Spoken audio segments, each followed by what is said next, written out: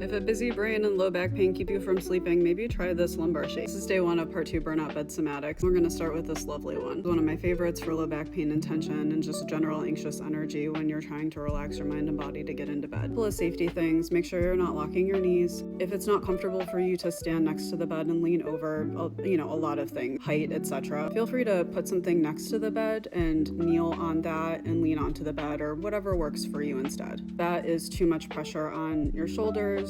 That wasn't working. Hold on. I was like, nope. Let's try it like this. That feels good.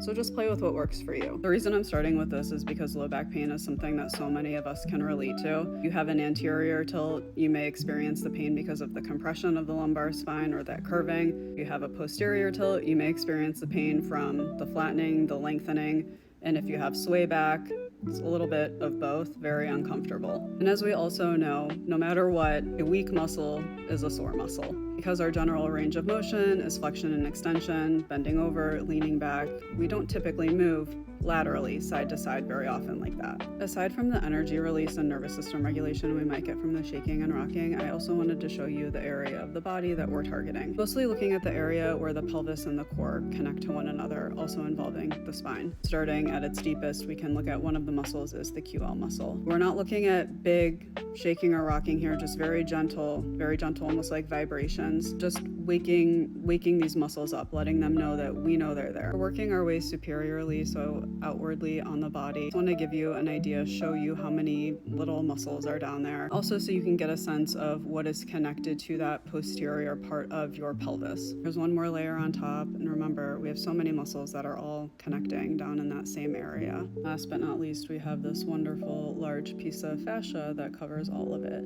Stress is another contributor to low back pain. Often when our sympathetic nervous system is engaged and we're either taking short, shallow breaths or sometimes even holding our breath, we often are bracing our core and our pelvic floor without even realizing that we're doing it. All of this can also create tension in the low back, because just because we're bracing our core doesn't mean we're strengthening our core. We're just creating tension. Last, some of the emotions that may be associated with this area, because it's the core and it's essentially just below the diaphragm, I would look at this as an area mostly with self-confidence. Because this is right above the pelvis, I would almost look at this as also sacral energy. So we're talking about shame, repression, lack of joy, and even fear. This isn't to say that that move won't feel good if those aren't emotions you have or you're looking to address, but it may feel particularly good if they are. It may or may not be the perfect position to sob into a pillow. I don't know that from personal experience. Go try it and let me know if it helps.